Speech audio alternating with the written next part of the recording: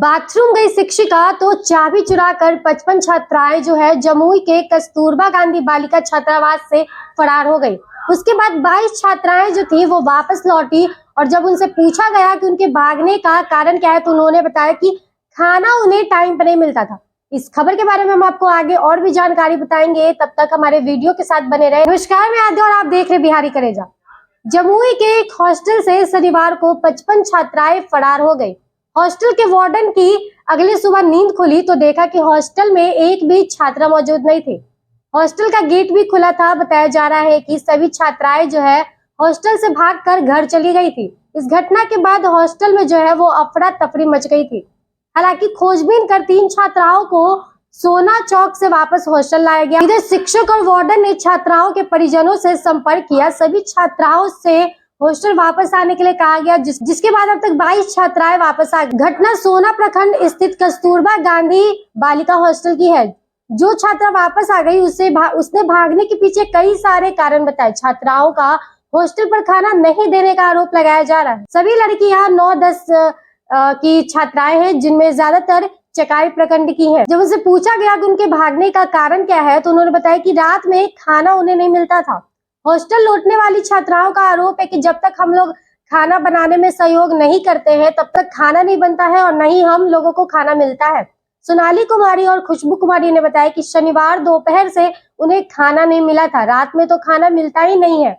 हम लोग भूखे थे इसलिए अपने अपने घर चले गए। छात्रा ने बताया कि हॉस्टल में इस तरह की जो घटनाएं हैं वो कई बार होती आई हैं। यहाँ पर रसोइया मौजूद होने के बाद भी उन्हें रात को खाना नहीं मिलता है। समय पर खाना नहीं मिलने के कारण उन्हें सुबह क्लास जाने में भी देरी होती है और देर से क्लास जाने पर है जो टीचर से डांट भी पड़ती है। छात्राओं ने बताया कि वार्डन 2 दिन से छुट्टी पर थी। उन लोगों को गुड्डी मैम के देखरेख में छोड़ा गया था। छात्राओं ने आरोप लगाया कि हॉस्टल की फीस भी 1600 की जगह 2200 कर दिया गया है। उनसे जबरदस्ती 2200 लिया जा रहा था, फिर भी व्यवस्था सही नहीं रहती थी। इसलिए हम सभी बिना बताए एक साथ छात्रावास से निकली और अपने अपने घर चले गए।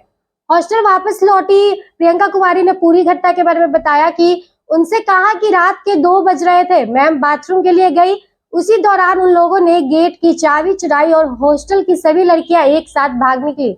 छात्रा ने बताया कि गेट पर गार्ड भी नहीं था, जो अपने कमरे में सोया हुआ था।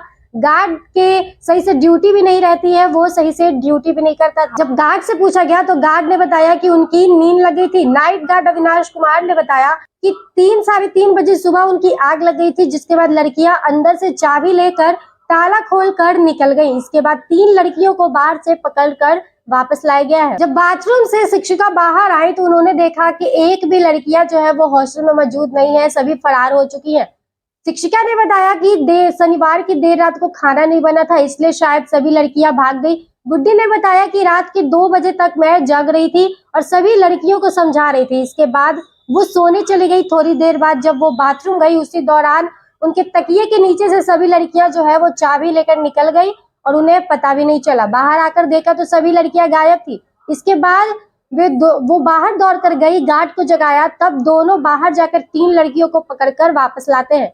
शिक्षिका का कहना है कि मुझे आए हुए सिर्फ 12 दिन ही हुए हैं, मुझे नहीं पता कि यहाँ की वार्डन का पहले से क्या चल रहा है। और इस मामले में हॉस्टल के प्रिंसिपल का क्या कहना है। कस्तूरबा गांधी बालिका आवासीय विद्यालय टाइप 4 के प्रभारी प्रिंसिपल सह संचालक प्रशांत कुमार ने बताया कि इस मामले की जानकारी उन्हें हुई थी।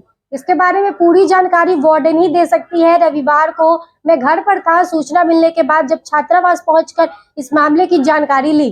अभी तक 22 छात्राएं जो है वो वापस लौटकर आ चुकी हैं। मामला बहुत गंभीर था, इसकी जांच की जा रही है।